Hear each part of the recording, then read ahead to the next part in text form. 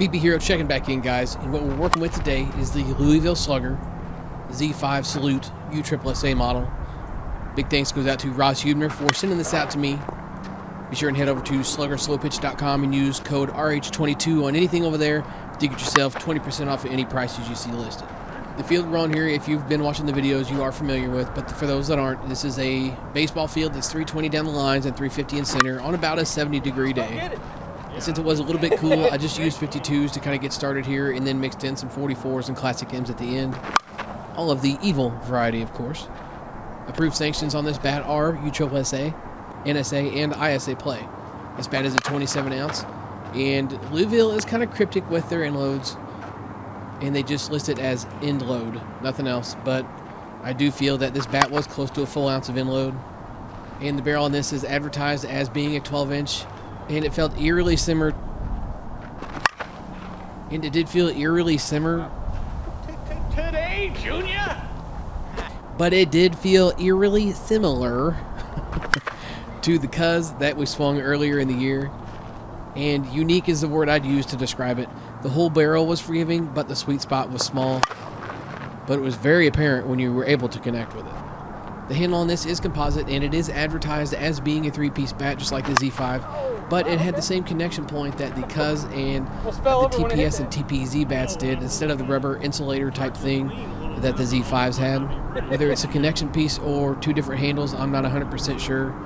But the style of connection seems to soak up a ton of feedback and still provide a rigid feel for a 2-piece bat. I felt that way on every bat that has featured this connection.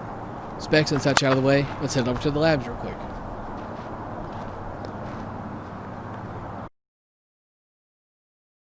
.27.2 on a scale.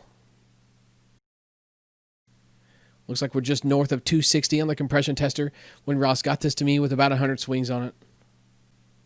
And after I put about 50 or 60 on it with a mix of 52s and M's, we only dropped about 8 to 10 pounds of compression down to the 250-ish mark. So some signs of durability there are a good thing. And just a close-up look at this thing so you guys can check it out. I like doing this just to show that there is any webbing or anything in the bat. And this one did have just a touch of webbing, as you can see running through the bottom of the Louisville there. It's pretty much spread around the whole bat, but with the lighting you can only see it in certain spots, and this was the spot you could see it in this picture. And this is a nice looking bat. No trip to the computer though. Trying to hurry up and get this review out. I'll be sure and take care of all you guys in the next one. So let's head back to the field and I'll get this thing over with. Had I not had the compression tester, I'd have 100% thought that this was just a Cuz done over and maybe just a little more broken in than the bat that I tried previously in the year. But the early compression on this told a different story, because on paper and even physically, these two bats look the same. Yes, take their harder balls with a grain of salt here, but overall performance, given the conditions we're hitting in, still left me impressed with this bat. As mentioned, the barrel itself was super forgiving, and it did feel a little bit bigger than a 12-inch. The barrel itself performed okay, but when you got it square on the sweet spot, it was a completely different type of performance. So it did take kind of some goofy looking out of balance swings here, just kind of messing around and trying some stuff. And I left him in here just to show that this thing was really good at giving a good result on a bad swing, as long as you got it off the sweet spot and let that big end load do the work for you. I did like this bat, but do understand that it didn't absolutely blow me away. But for a bat that's testing 250, I thought this bat hit well. Even with the cooler temps, the compression barely dropped, so the durability seems to be there as well. And I do believe that Louisville does have some of the more durable U-trip bats in the game right now. So it is nice to know you can pick up a bat and put a few rounds of BP on it and not just absolutely kill it. So I'll always give them credit for that.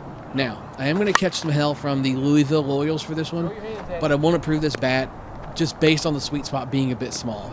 It'll still something that I would recommend, but in doing so, it will come with mentioning that the sweet spot is a tad small. If you're consistent on hitting the sweet spot, and you got a good swing that's consistent and strikes the ball well, then definitely check this thing out. But when I do my stamp of approval stuff, I do it based on the fact of, like, is this bat user-friendly? You know, could anybody pick this bat up and do well with it? And just based on the kind of the funky thing with the sweet spot, this one would be hesitant for me to suggest to just anybody wanting to try their first Louisville bat or anything like that. So the guys that are fans of these, and you Louisville Loyals, I'm sorry, but do know I did enjoy hitting this bat, but it's just hard to suggest to anybody. It's not 100% user-friendly. On topic of Louisville, there's more goodies coming, and there's something coming that you guys are going to want to see. been asking for it all year, and I finally got it done. So I can't wait to get that review done for you guys so you can check it out. If you know what it is, then you already know. And if you don't, then you better subscribe and find out. So I'll catch up with you in the next review, guys. Swing hard in case you hit it. BP Heroes out of here. Oh!